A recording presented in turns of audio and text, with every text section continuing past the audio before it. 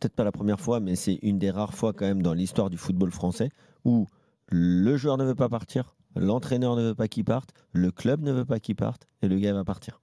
Le gars va partir parce qu'on est dans une situation aujourd'hui à Lyon, et on le sait, c'est pas une surprise, mais c'est quand même très très triste de voir un joueur partir après un an, alors que comme tu l'as bien décrit, voilà, il pouvait enfin profiter de la première année d'adaptation, il revient, il découvre un très grand club, enfin son très grand club, mais il avait plutôt brillé à Metz, à l'Ajax c'était plus difficile, et là il fait un très bon début de saison, son équipe a besoin de lui, c'est un poste où c'est très très difficile de trouver un joueur, alors il part pour 30 millions certes, mais c'est pas non plus 45 ou 50. Il leur fallait 40, on rappelle, à Lyon par rapport à la DNCG, là c'est 30. Ouais, mais il y a eu aussi Koumbedi qui est parti. Oui. Est-ce que c'est à ajouter ou est-ce qu'il faudra encore en trouver 10 je ne sais pas.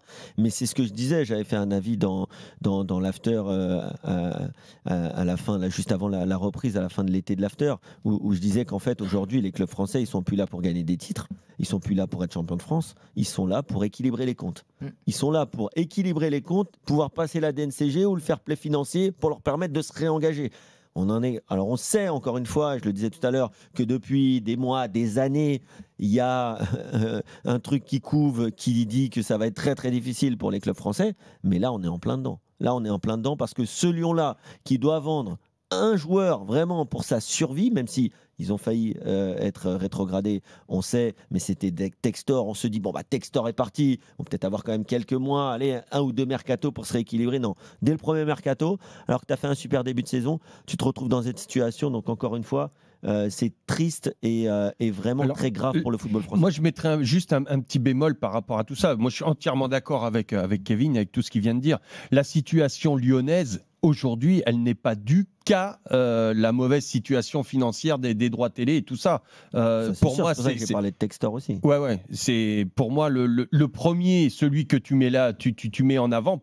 Enfin moi, je vais le mettre en avant comme ça. C'est Textor parce que déjà dès le départ, pourquoi je le mets en avant aujourd'hui? Parce que dès le départ, j'ai dit attention, je demande à voir. Moi, ce mec-là, il pue. Excusez-moi, mais ça s'est vérifié. Ah comme par hasard. Donc aujourd'hui, bien évidemment, alors je vais plus tirer sur l'ambulance parce que je pense en plus que là, ils ont enfin trouvé sûrement un très bon président, une très bonne présidente.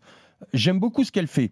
Elle a la tête Lionel, sur les j'aimerais épaules. vraiment qu'on parle de Miko Tadze parce que on n'a plus beaucoup de belles histoires. Mais comment tu veux faire? Tu les le auras plus, joueur les belles qui histoires. est dingue de son club de cœur, qui refuse Monaco. C'est fini ça, c'est fini oui, mais pendant là, ça un bon bout de temps. Miko Tadze, l'an dernier, il refuse Monaco, qui jouait la Ligue des Champions. Il voulait absolument aller à Lyon.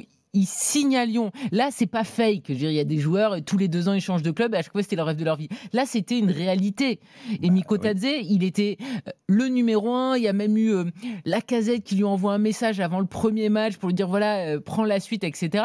Et il est obligé de partir. Attends, je veux dire, il va à Villarreal, il va en Espagne, etc. Mais je veux dire, c'est quand même d'une tristesse. Des histoires comme ça aurait pu être absolument magnifique. L'enfant de Lyon qui brille dans son club alors qu'il n'avait pas le niveau, ou en tout cas à une certaine période au centre de formation. Moi, je pense un truc, j'espère qu'il va revenir un jour ou l'autre et qu'il va revenir. Il est déjà revenu une fois.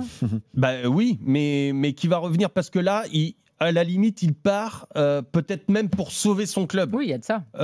Et donc, parce que, comme le disait Kevin, fort justement, il part à contrario, il part à contre-cœur. C'est pas son truc. Il n'a pas fait de forcing pour partir. Il était bien, il était investi. Enfin, je ne vais pas revenir sur tout ce qu'a dit Kevin. Et puis avec tout le respect, Lionel, que j'ai pour Villarreal, excellent club, le Stadio de la Ceramica, magnifique club. Mais tu vas à Villarreal quand même. Tu vas pas à Tottenham. C'est fou. C'est-à-dire qu'aujourd'hui, c'est Villarreal qui sauve l'Olympique Lyonnais, c'est-à-dire que Villarreal a tellement plus de budget que nous, alors que c'est quand même à la base d'être un plus petit club que Lyon. Historiquement, c'est un plus. Ils ont fait ils ont fait des trucs en Ligue des Champions. Ça, c'est un vrai problème. Mais là, c'est un beau club, mais ça reste un club moyen espagnol qui sauve un grand club français. C'est ça aussi.